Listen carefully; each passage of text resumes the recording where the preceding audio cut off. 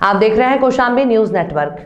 2022 के विधानसभा चुनाव में समाजवादी पार्टी के पदाधिकारी विधानसभा में पार्टी कार्यकर्ताओं को संबोधित करके प्रदेश उपाध्यक्ष अधिवक्ता संघ समाजवादी रिपुसूदन यादव ने भीमराव अंबेडकर के बारे में बताया और कहा कि बाबा साहब के सपनों को केवल सपा ही साकार कर सकती है और कार्यकर्ताओं को इस दौरान निर्देशित भी किया कि हर एक बूथ स्तर पर काम करने के लिए कहा गया। वहीं समाजवादी अधिवक्ता संघ के प्रदेश उपाध्यक्ष रिपुसूदन यादव ने सोराव विधानसभा के मऊआइमा कोठी में समाजवादी विचार वाले अधिवक्ताओं और बुद्धिजीवी समाज के लोगों के साथ एक बैठक की, जिसमें अखिलेश यादव को अब की बार मुख्यमंत्री बनने से कोई नहीं रोक पाएगा।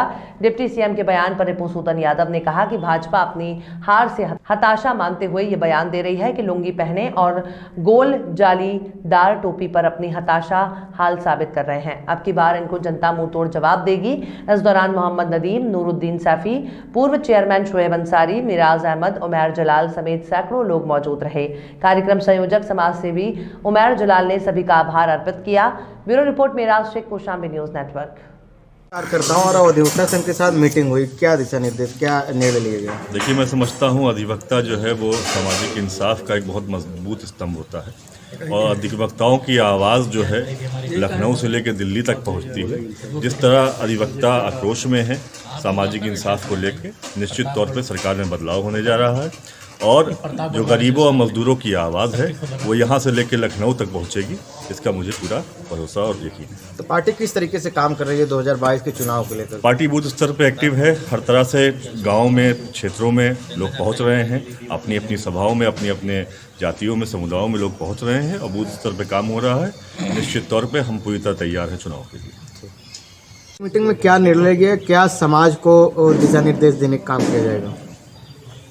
आज यहाँ सारे अधिवक्ता हैं, सभी अधिवक्ता भाई हैं और पूरे प्रदेश में जिस तरीके की समाजवादी लहर चल रही है, इस महंगाई, बेरोजगारी और सरकार के खिलाफ, तो हम अधिवक्ताओं से चाहते हैं हमारे अधिवक्ता साथी बूथ स्तर पर जो बूथ कमेटियां हैं वहां पर जाएं, उनसे मिलें और सारे लोगों को बूथ स्तर पे देखें जो हमारे कार्यकर्ता हैं कि सब मतदाता हैं कि नहीं हैं।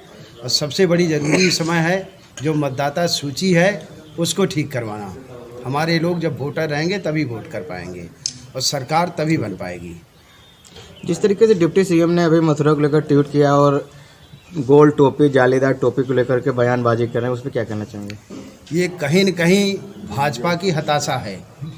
वो जान रहे हैं 2022 के चुनाव में हम सत्ता में नहीं आ पाएंगे, इसलिए वो धर्म का और भगवान का सहारा ले रहे हैं। ये इसीलिए वो धर्म की बात कर रहे हैं, मंदिर मस्जिद की बात कर रहे हैं। पार्टी के सभी पदाधिकारी भी, कार्यकर्ता भी मौजूद हैं और जिस तरह से वकील संघ के लोग यहाँ पर इकट्ठा हुए हैं, क्या दिशा निर्देश देना चाहेंगे आप?